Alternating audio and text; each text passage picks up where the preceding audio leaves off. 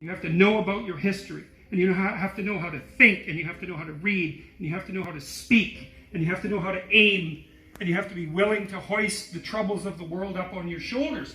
And what's so interesting about that, so remarkable, and this is something that's really manifested itself to me as I've been doing these public lectures. I've been talking about responsibility to people, which doesn't seem to happen very often anymore, and the audiences are dead quiet.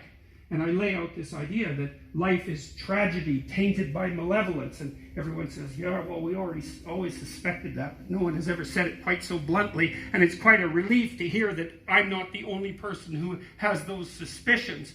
And then the second part of that is the better part, and it's the optimistic part, which is, despite the fact that life is a tragedy tainted by malevolence, at every level of existence, there's something about the human spirit that can thrive under precisely those conditions if we allow that to occur. Because as difficult as life is and as horrible as we are, our capacity to deal with that catastrophe and to transcend that malevolent spirit is more powerful than that reality itself.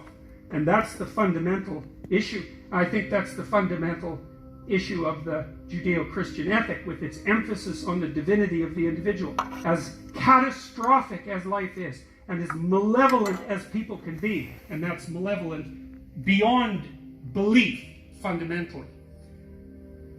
A person has in spirit the nobility to set that right and to defeat evil.